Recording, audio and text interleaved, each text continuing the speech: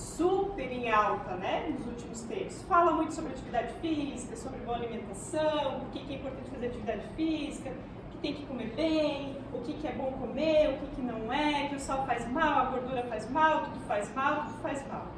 Mas não é bem assim, certo?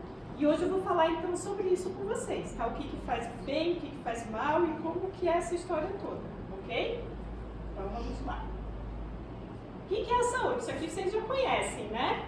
Uma palestra que a gente falou sobre saúde também. A saúde, então, é o bem-estar geral, bem-estar físico, mental, social. Dificílimo nos dias de hoje a gente equilibrar esses três fatores, né?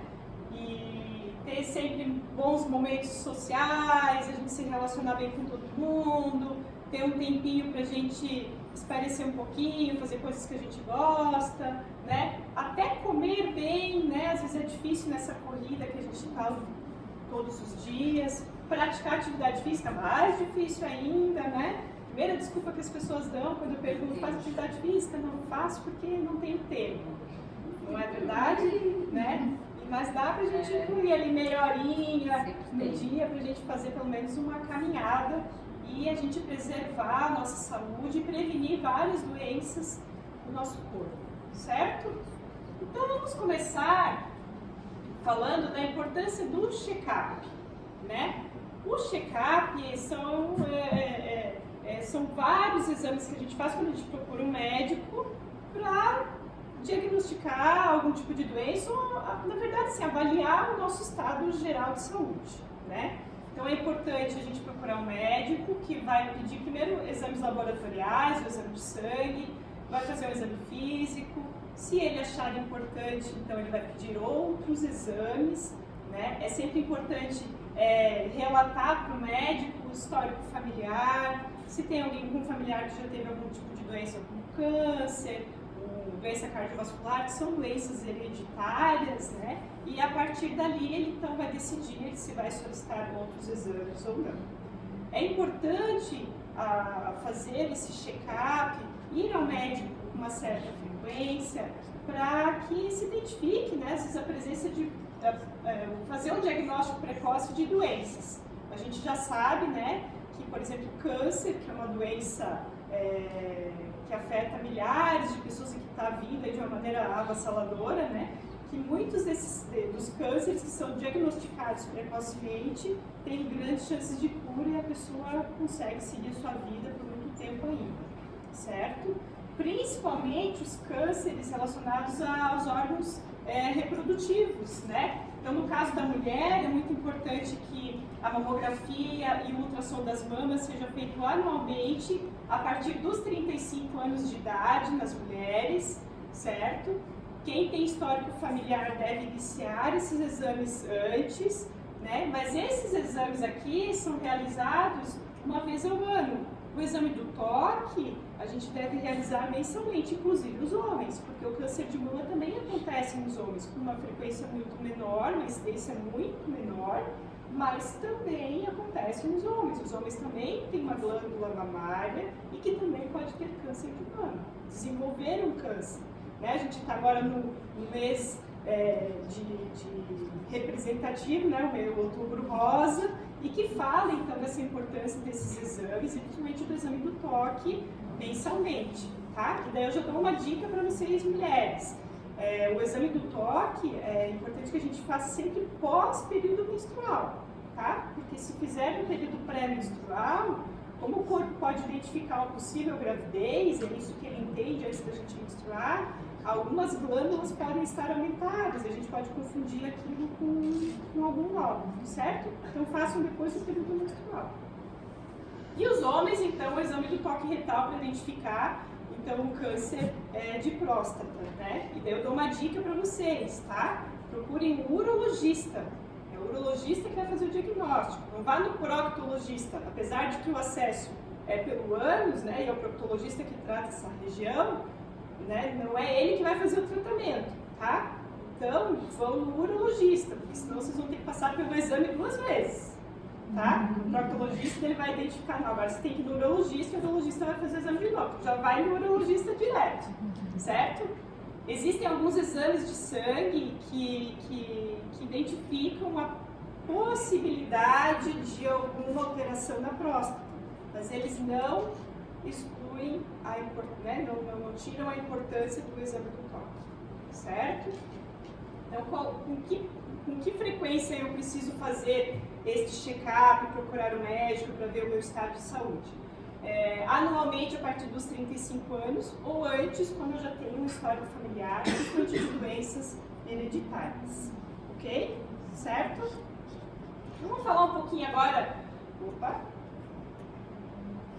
sobre o colesterol, já que a gente está falando de doença hereditária, né? Vamos falar do colesterol. Vocês já ouviram falar, né, do colesterol, que tem colesterol bom, que tem colesterol ruim, que o colesterol é um tipo de gordura, que ele pode provocar uma doença cardíaca, que eu posso ter um infarto. Eu acredito que vocês já devem ter ouvido falar sobre isso, né? Mas o colesterol, ele é uma substância que é muito importante para o funcionamento do nosso organismo, certo? Ele é uma substância química muito parecida com um tipo de gordura e que nos ajuda em várias funções. Ele ajuda na conservação e síntese das membranas celulares, ou seja, ele ajuda a conservar e a produzir células no nosso corpo. Ele é muito importante para a síntese da vitamina D, né? Então a gente pega sol, vai lá, se expõe ao sol para que essa vitamina D seja produzida. A vitamina D hoje tem vários estudos que relacionam a vitamina D com doenças autoimunes, né? Então ela é muito importante. Por isso que é tão importante a gente pegar sol, né? E por isso que as doenças autoimunes estão também crescendo a sua incidência, porque a gente está sempre dentro de ambientes fechados e a gente sai, a gente chega no trabalho, o sol está nascendo, a gente sai do trabalho, o sol já está se pondo, a gente não se expõe ao sol. Então existe hoje uma parcela da população com deficiência de vitamina D e doenças autoimunes aparecendo por causa dessa deficiência.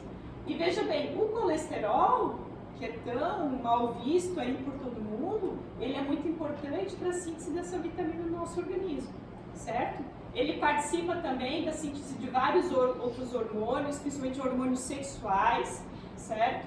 Ele é importante na saúde do intestino, na fabricação da bilis, necessário para a função correta dos receptores de serotonina no nosso cérebro. Serotonina é um tipo de substância, um hormônio que nos produz, nos causa a sensação de bem-estar. Ah, Carla, não é por isso então que quando eu como uma picanha bem gordurosa me dá aquela sensação boa? Não é por isso, tá? Certo? Mas ele participa ele ajuda a serotonina a se ligar com as células e produzir então a sensação de bem-estar, ok? De acordo com a National Cholesterol Education Program, nós temos alguns fatores de risco, certo? Então a gente não vai relacionar só o índice bom ou ruim, alto ou baixo de colesterol, a gente tem que relacionar também com esses fatores de risco. Quais são eles? Os homens a partir de 45 anos e mulheres depois da menopausa. Por que nessa idade aqui já é um fator de risco o colesterol alto, a presença de colesterol? Porque como ele está relacionado com a síntese de vários hormônios, principalmente os sexuais, e é nesta fase da vida que eles começam a decair a sua produção no nosso organismo, se eu tenho pouco hormônio para sintetizar, eu vou ter sobra desse colesterol. Esse colesterol vai sobrar na minha corrente sanguínea, certo? Então, a partir de 45 anos dos homens e depois da menopausa das mulheres, já é um fator de risco o colesterol, ok? O fumo, a hipertensão, diabetes, níveis de HDL abaixo de 35 mg por decilitro e histórico de doenças cardiovasculares na família. Por que os níveis de HDL abaixo de 35 mg são também um fator de risco? Porque o HDL, ele funciona como um detergente dentro da corrente sanguínea. Deixa eu passar um slide aqui para eu explicar isso melhor para vocês. Então nós temos dois tipos principais de colesterol, tá? Mas, na verdade temos 18, os que são medidos lá no exame de hemograma são esses dois, o HDL e o LDL. O LDL é o colesterol ruim, é aquele que faz a formação de placas de gordura nas artérias e que vem da alimentação ruim, certo? Isso quer dizer que a gente não pode ingerir gordura? Não, a gente tem que ingerir gordura de qualidade. Ok? Então eu estou lá ingerindo um monte de gordura que não é legal, essas placas de gordura ficam passeando dentro das minhas artérias na corrente sanguínea. Em determinado momento elas vão se acumulando dentro desse vaso sanguíneo. O nosso organismo identifica isso como uma coisa ruim e manda uma série de anticorpos para aquele local. O que esses anticorpos fazem? Eles encapsulam essa área de gordura ali na artéria. E aquilo fica grudado na parede da artéria. Certo? Daí aquilo vai se acumulando, se acumulando, se acumulando, e com o tempo eu posso sofrer um infarto e ter algum problema cardiovascular. Ok? O que o HDL faz, que é o bom colesterol? Ele funciona como um detergente, que vai limpando essas artérias e vai diluindo essas placas de gordura que estão depositadas naquela região. Ok? Regra de ouro não, pulo do gato aqui. O colesterol, o HDL, eu só vou ter ele ruim se eu tiver uma alimentação ruim, com muita gordura, com gordura de má qualidade. O HDL, eu só vou produzir ele se eu praticar atividade física, se o meu corpo se movimentar. Ok? Então não adianta ter uma boa alimentação se eu não pratico atividade física. Certo? Deixa eu voltar lá no outro slide agora. Olha lá, para manter níveis adequados de colesterol e reduzir o risco de doenças cardiovasculares, há duas medidas universais: o controle de peso corpóreo, que a gente faz como? Com alimentação de qualidade e atividade física, e a prática de atividade física também é um dos principais fatores para o controle do colesterol. Quando essas medidas falham, aí o médico então orienta uma dieta com baixa ingestão de gordura e eventualmente prescreve medicamentos que são as estatinas, né? Que daí ajudam então no controle do colesterol, certo? Normalmente quem inicia o uso de estatinas para controlar o colesterol não consegue mais se livrar do medicamento, tá? Porque o corpo acaba se acostumando com essa ingesta dessa substância e ele então não produz mais outras substâncias que vão ajudar no controle do colesterol. Um deles é o HDL, né? Opa, ainda não estou me entendendo direito nessa câmera.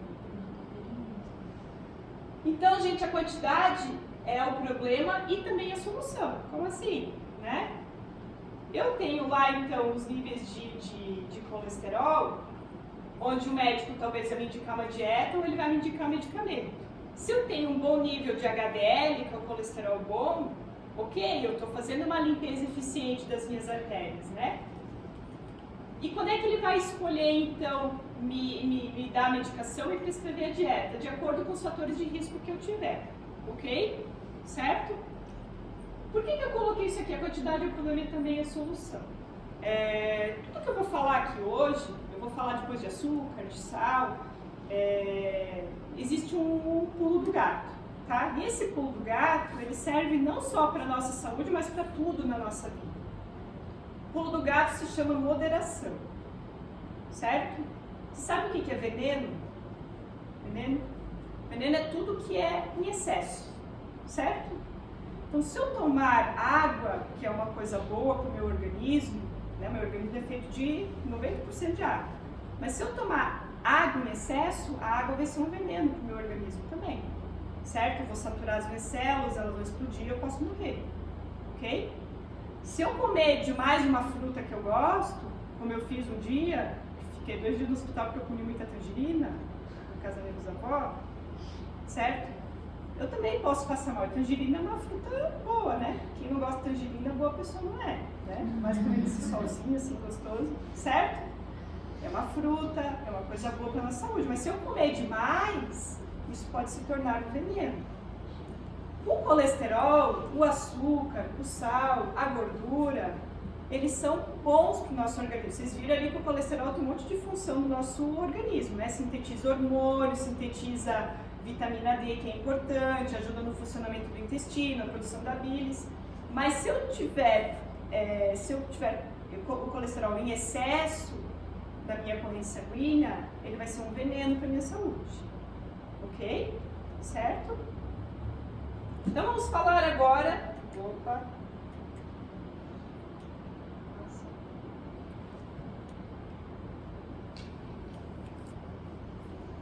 sobre o açúcar e o sal. Também grandes vilões da alimentação, né? Quem aqui prefere um doce? Quem prefere o salgado? Gosta dos dois? Gente, o açúcar é vilão, né? Todo mundo já ouviu falar isso. O açúcar é o grande vilão das dietas, né? E daí, eu tenho 2 filhos pequenos, um de 9 e uma de 6. Quando a gente tem filho pequeno, quem tem filho sabe disso, a nossa vida social gira em torno da vida social deles, né? Então eu ia, nos meus eventos eram aniversários dos amigos dos meus filhos, né? E eu ia e eu comecei a aumentar um pouco de peso. Porque festa de criança, né? Cachorro quente, é bolo, é brigadeiro, só tem coisa boa, né? Coisa gostosa. E daí eu conversando com uma amiga nutricionista, eu perguntei, gente, como é que faz, né? Come antes, vai pra festa, também às vezes não dá tempo. Ela, Carla, você faz o seguinte, você passa pelo buffet, escolhe 2 brigadeiros que você vai comer, pega um pedaço de bolo e um pedaço de salgado e volta pra mesa. E nunca mais passa na frente daquela mesa de doce. Ela, é assim? Ela, você pode comer um doce ali, até porque você não vai ao aniversário de criança todo dia, né? Mas escolha aquilo que você vai comer. Pulo do gato, moderação. Pode comer, não precisa comer a mesa de doce inteira. Escolhe aquilo que você quer comer, traz para o seu prato e vai para a mesa. Se você não resiste, não volta mais para a mesa de doce. E eu comecei a adotar isso quando eu fui comer fora. Já estou adiantando uma coisa que eu ia falar na frente. Quando eu vou comer fora nos buffets, eu passo no buffet para ver o que tem, já escolho aquilo que eu quero colocar no prato, daí eu entro na fila para me servir. Porque se a gente está lá no buffet, né? Isso aqui é gostoso. Mas isso aqui também é bom, também quero. E quando você vê, você sai com aquele prato, né? O famoso prato de peão do buffet. E daí você acaba exagerando, entrando na fase veneno e não na moderação, ok? Então o açúcar, a gente sempre tem que pensar nele também com moderação, porque ele também é uma substância importante para o meu organismo. Ele é uma das principais fontes de combustível para o meu cérebro, certo? Porque ele fornece glicose para o meu organismo. Glicose é uma fonte de energia poderosíssima para o meu funcionamento. O maior consumidor de glicose do meu corpo é o cérebro. Eu preciso de açúcar para ele poder funcionar bem. Faz uns 2 anos, o Fantástico mostrou uma reportagem super interessante. 2 médicos americanos gênios, eles fizeram 2 experiências relacionadas à dieta. Um fez uma dieta por um mês, né? Sem nenhuma gordura, nada de gordura. E o outro fez uma dieta sem nada de açúcar, 0 açúcar, certo? Fizeram exames laboratoriais antes e no final, depois de um mês. O que fez a dieta sem gordura, no final do mês ele estava com dificuldade de memória. Né? Isso faz todo sentido, porque a gente também precisa da gordura. Os neurônios se conectam no nosso cérebro através de impulsos elétricos. E eu preciso de gordura. Os neurônios só fazem conexão entre eles quando existe uma camada de gordura nos neurônios. Então, no final do mês, ele estava com uma deficiência de memória. E com outros sintomas, como cansaço excessivo, enfim. E o médico, o rapaz que fez a dieta sem o açúcar, ele estava no final do mês com uma pré-diabetes. Sem comer açúcar. Por quê? Porque o corpo começou a produzir insulina para captar o que tinha de açúcar que ele consumia, mas ele não consumia nada. Então, ele, num desespero do corpo, ele começou a produzir insulina demais, né? E para captar o que precisava de açúcar ali. E no final desse mês, ele também estava com uma deficiência de memória, porque não tinha glicose para abastecer o cérebro. E extremamente sonolento, extremamente cansado. Então a gente precisa de açúcar no nosso corpo, também é importante. Porém, com moderação, certo? Ele é fonte de cálcio, de potássio, de ferro e de vitaminas do complexo B, que também são importantes para o funcionamento do meu cérebro. Ele é um relaxante natural, né?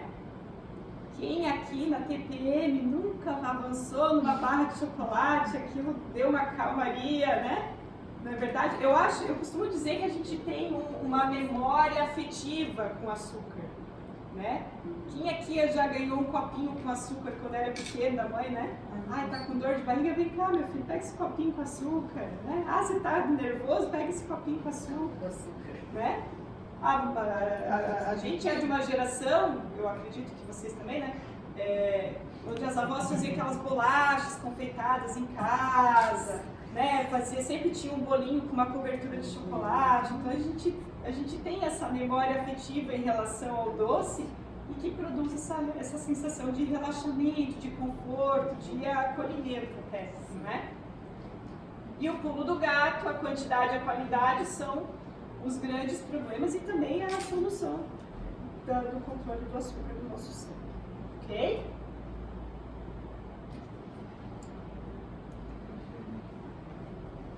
Olha lá, os alimentos que mais contêm açúcar, né? Os alimentos que mais contêm açúcar são aqueles que são industrializados, né? Então eu conversando, né, o meu marido adorava Toddy. Aí a gente descobriu que o Toddy tinha 90% de açúcar. Ah, eu vou trocar o Toddy pelo Nescau. Aí eu fiz isso aqui pra ele, né? O emoji lá do WhatsApp. Oh, meu Deus, tem 80% de açúcar, né? Bolacha, biscoito recheado. Biscoito recheado é um negócio que não deveria existir. Porque ele não tem absolutamente nada de bom, né? Ele é açúcar com gordura hidrogenada, né? Então olha lá, 5 biscoitos recheados tem 4 pacotinhos de açúcar, daqueles de 10 gramas. Essa informação aqui deixa muita gente triste também, né? 2 colheres de sopa de Nutella tem 5 pacotes de açúcar. É só açúcar e avelã, né? Nem mostra a Coca-Cola. Vou chegar lá, calma aí. Cereal matinal. Aí, olha ali, ó. 2 saquinhos de açúcar para 3/4 de xícara de chá, não é nem uma xícara inteira. E daí, o que eles fazem? Eles fazem uma propaganda de cereal matinal com a mesa cheia de fruta, né? E essa quantidade enorme de açúcar do cereal. E o suco de caixinha, de 200 ml, tem 3 pacotinhos de açúcar. Certo? Olha o refrigerante. Eu duvido que é isso aqui. 10 colheres de chá só. Duvido, é muito mais que isso aqui. É muito mais. Olha lá, ó. O Gatorade é o isotônico, né? Tem gente que toma isotônico para se refrescar. Gente, os isotônicos são repositores de água no nosso organismo, certo? Então eu só devo consumir um isotônico quando eu tenho uma perda de água excessiva, quando eu corri uma maratona, eu suei demais, eu estou num estado de saúde onde eu desidratei, com os casos das viroses, né? Quando eu tenho muita náusea, eu tenho diarreia com frequência, aí eu vou tomar um isotônico para repor essa quantidade de água. Fora isso, não há necessidade de tomar. Né? Às vezes a gente vê gente saindo da academia tomando isotônico. Se você não perdeu muito líquido, não praticou uma atividade aeróbica com suor extremo, você não precisa tomar um isotônico. Tá? Ele pode até fazer mal para você, certo? Não pela quantidade de açúcar, mas porque ele vai reter muito líquido no seu organismo, ok? E as pessoas sempre falam, né? Puxa, mas eu sou viciada em Coca-Cola. Eu era também. Eu não tomo refrigerante há muito tempo. Eu não sei há quanto tempo eu não tomo refrigerante. Mas esses dias meu marido estava tomando, estava quente, ele estava tomando uma Coca-Cola. Mas ele estava tomando com tanto gosto. Eu disse, ai, me dá um gole disso daí. E eu tomei, aquilo foi tão ruim. Meu paladar já não está mais acostumado. E é possível, as pessoas falam, eu sou viciada, eu não consigo largar o refrigerante. Consegue. E a gente consegue, e depois o paladar muda tanto que quando você volta a tomar, você não consegue tomar. Aquilo foi horrível, e ele tomava com tanto gosto que eu lembro que eu sentia que era bom tomar uma Coca-Cola bem gelada, assim, né? Eu tomei, aquilo foi horrível. E por que as pessoas viciam em refrigerante, principalmente os refrigerantes de cola? Porque os refrigerantes têm cafeína, e cafeína é um estimulante, e todo estimulante produz um certo vício. Ele é viciante. Certo? O café é viciante, os energéticos, os chás escuros, chá verde, chá preto, eles são viciantes por conterem uma certa quantidade de cafeína, ok? E outra coisa que o refrigerante também não é bom, ele tem gás, né? E o gás, ele entra no nosso organismo, passa pelo estômago, distende o estômago, entra no intestino, distende o intestino, às vezes dá aquela sensação de estufamento e de mal-estar, certo? Mas a pior coisa do refrigerante é isso, é a presença de cafeína, que nos deixa né, um pouco viciados nessa bebida, e a quantidade de açúcar que tem lá.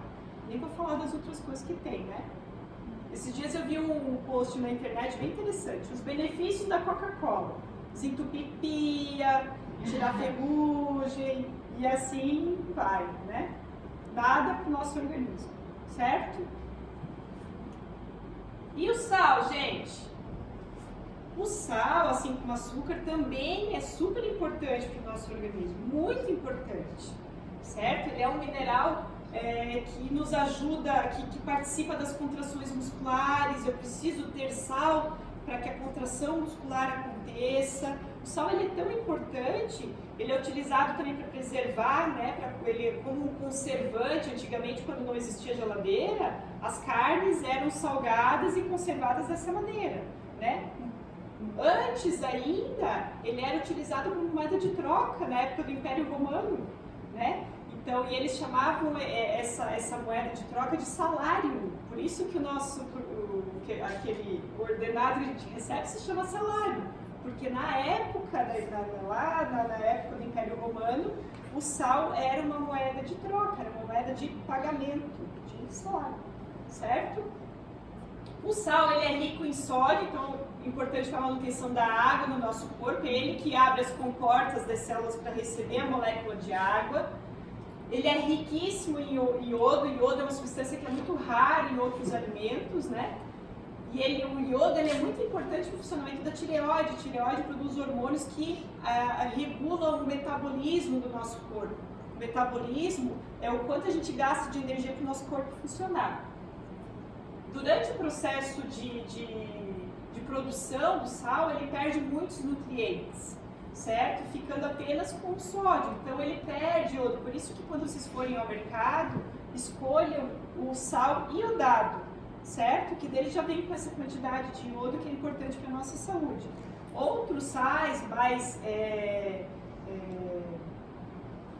um pouco diferentes, mas não era essa palavra que eu queria usar, como o sal rosa, o sal, que é o sal do Himalaia, flor de sal, eles são mais ricos nessa quantidade de iodo, e outros sais minerais também são importantes para a nossa saúde, ok?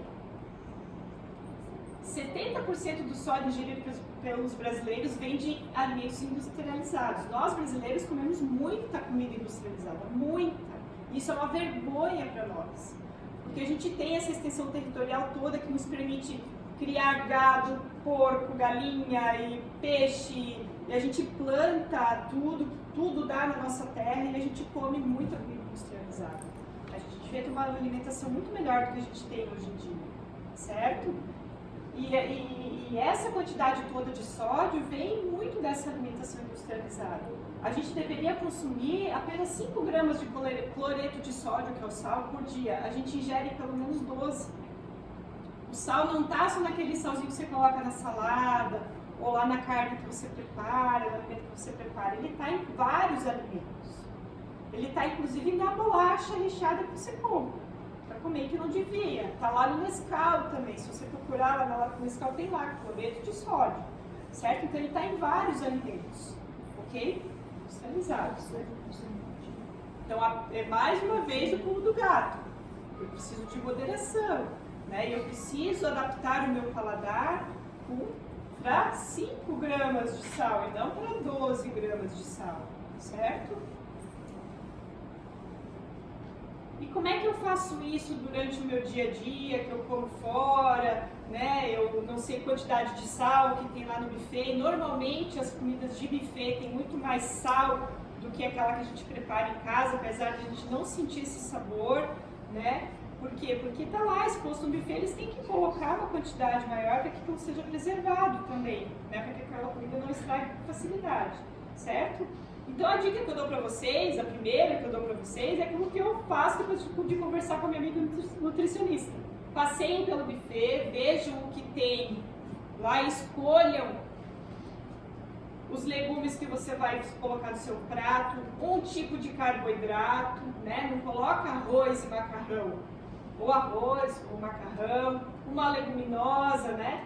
Procura uma proteína animal que pode ocupar esse 1/4 do seu prato também, não precisa ser uma proteína vegetal e uma animal, mas se for uma proteína vegetal e uma animal pode ser também, como está aqui, né? E escolha de preferência uma fruta para sua sobremesa, né? Certo? Então olha lá as dicas, né? Então antes de se servir, escolha o que você vai colocar no seu prato. Nos restaurantes à la carte, evite aquelas entradas, aquele couvert. Escolha a bebida, opte por um suco natural ou água, não refrigerante, né? Ou suco de caixinha. A gente viu a quantidade de açúcar que tem nesses produtos, né?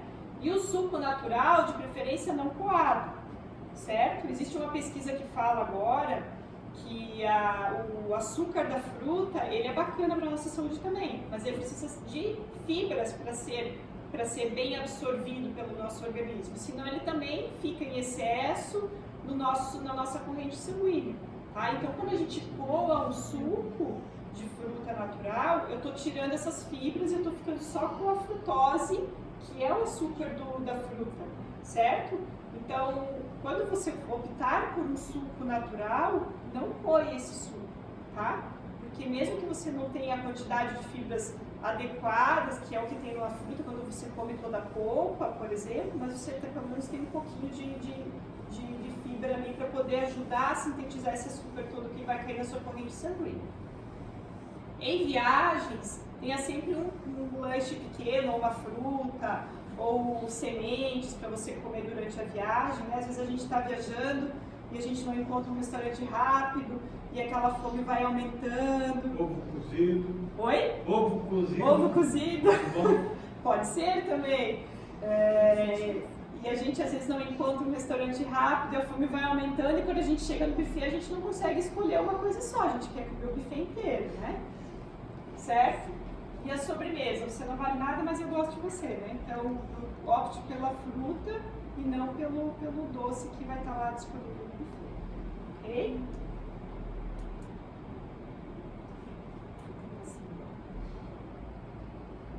E quem sofre mais quando eu tenho uma alimentação ruim é esse órgão bonitinho aqui, ó, que é o estômago, né? E a gastrite, ela é um mal moderno. Alguém aqui nunca sentiu dor no estômago? Todo mundo já sentiu uma dorzinha, né? E ele é muito judiado, esse nosso estômago, com essa nossa alimentação ruim. Olha como ele é bonito mesmo, né? Eu acho. Vocês não acham que o estômago é bonito, né? É esse saco aqui que recebe toda a comida. Então ele vem por esse canal, entra pela boca onde já inicia o processo digestivo e vem por esse tubo comprido. E olha que interessante a posição do meu estômago, né? Aqui é o coração. Ele está logo abaixo aqui do coração, bem no meio do abdômen, né? Então ele vem pelo esôfago e entra e cai aqui embaixo. Aqui está cheio de suco gástrico, cheio de ácido clorídrico, para poder fazer a digestão desse alimento que está ali. Vai dissolver o alimento, certo? E aqui tem esse esfíncter, que fecha quando entra o alimento, ele fecha. Às vezes ele não funciona bem, e daí a pessoa tem refluxo, volta a comida, volta ácido, daí tem aquela azia, aquela sensação de azia, né? Porque essa parede aqui, ó, desse cano, ela não está preparada para receber ácido, que nem está a parede do estômago, certo? Então digeriu, daí ele entra aqui, já entra no intestino e já vai para lá para absorver todos os nutrientes. Então o que acontece? Entra o alimento aqui, entra em contato com o ácido que dissolve. Vamos separar esses nutrientes. E quem absorve é o intestino, certo? Quando eu como uma comida muito gordurosa, o que acontece? A comida gordurosa ela é muito difícil de ser digerida, ela precisa de muito ácido. E daí fica ali o estômago com aquela gordura e produzindo ácido. Vamos diluir esse negócio, produz. O que acaba acontecendo, às vezes, é que essa comida extrapola, que ela acaba saindo, mesmo que o esfíncter seja eficiente, ela acaba entrando no esôfago e ela vai para o intestino também com uma quantidade exagerada desse ácido e acaba queimando a parede do intestino também. certo? Então, quando você vai comer uma feijoada, a laranja não está lá por acaso, tá? Ela está lá já para ajudar na quebra dessa gordura, porque a gente vai comer uma feijoada, a feijoada normalmente ela é gordurosa, ou ela tem produtos, as carnes, que são também de difícil digestão, e ela já está lá para ajudar nessa digestão dos produtos, dessas substâncias que a gente vai consumir e não agredir tanto o estômago, certo? Nós temos o que a gente chama de gastrite nervosa. Vocês já ouviram falar? Né? A gente fala, a pessoa muito nervosa, ela tem problema de estômago. Né? Antigamente se relacionava muito as úlceras com o estado emocional da pessoa. Isso não é muito verdade, tá? O estômago só vai doer quando a gente está no estado emocional alterado se ele já está judiado, se já existe uma pré-lesão, se ele já não está muito bem, ok? Então, a maioria das gastrites, ela não é provocada pelas questões emocionais, e sim pelos maus hábitos alimentares. Uma outra coisa também que pode fazer com que esse líquido retorne para o esôfago é a postura corporal, certo? Olhem onde é que ele está aqui, ó. Ele está nessa região, certo? Se eu tenho uma postura errada, o que eu estou fazendo? Eu estou comprimindo esse órgão. Se eu sento o tempo inteiro escorregado na cadeira, eu estou comprimindo esse órgão. Para algum lugar, esse líquido tem que ir. Esse esfíncter que tem aqui embaixo, que vai para o intestino, ele é muito mais forte do que esse daqui. Então, ele não vai descer, a tendência é ele subir. E tem pessoa que tem azia por alteração postural. Agora sim vocês vão lembrar de mim, né? Que vocês têm que sentar direito na cadeira, certo? Porque senão, além de tudo, pode dar azia. Ok? E já que a gente está falando de gastrite nervosa, vamos falar de saúde física e saúde mental. A gente não consegue, no nosso corpo, né, separar cabeça e corpo. Separar cérebro e coração, o emocional e o racional. Não, as duas coisas têm que andar juntas, certo? E quando eu estou bem fisicamente, quando eu pratico atividade física, que eu tenho todos os benefícios da atividade física, sensação de bem-estar, de disposição, bom humor, a minha cabeça vai bem também. Durante a prática de atividade física, eu libero uma série de substâncias que produzem bem-estar. Então é muito importante a atividade física para a minha saúde mental, certo? E a minha saúde mental também é importante para a minha atividade física. Né? Eu tenho que estar focado naquilo que eu quero, porque senão eu me boicoto facilmente, né? Nós mulheres principalmente, eu vou fazer atividade física hoje eu vou sair para caminhar. Mas eu tenho aquela janela que eu queria limpar, eu tenho aquele armário que eu queria arrumar, e assim a gente vai protelando e a gente não faz nunca. Né? Então é muito importante que as duas coisas estejam sempre juntas, certo? Eu posso ter situações de estresse por cobrança, né, nessa parte da saúde física, e o estresse está muito relacionado também com a empatia, né? E isso tem que vir dos dois lados, né? Tanto a pessoa que está convivendo com uma pessoa em situação de estresse tem que entender aquela pessoa, tentar auxiliar, e a pessoa que está numa situação de estresse também tem que entender que ela não pode ser a garota enxaqueca o tempo inteiro, que ela acaba contaminando o ambiente, né? Certo? Olha lá, quando a gente se exercita, acontece a liberação de endorfinas. Endorfinas são as substâncias que produzem bem-estar junto com a serotonina, certo? E que ajudam a relaxar, reduzir o estresse, a ansiedade e melhoram o nosso humor também. E quais são os benefícios da atividade física? Atividade física, que ajuda a liberar essa série de substâncias, inclusive o HDL, que ajuda a controlar o colesterol ruim, que é o LDL. Ela melhora o sono, controla a pressão arterial, reduz a gordura corporal, ganho de força, flexibilidade, melhora o raciocínio e a memória, reduz e controla o diabetes e o colesterol, como eu já falei antes, melhora o humor, os níveis de energia e melhora o meu condicionamento cardiorrespiratório, certo? Meu coração também é um músculo, também precisa de esforço para se manter saudável, né? Então, a atividade física, ela é importante e ela prolonga a nossa vida.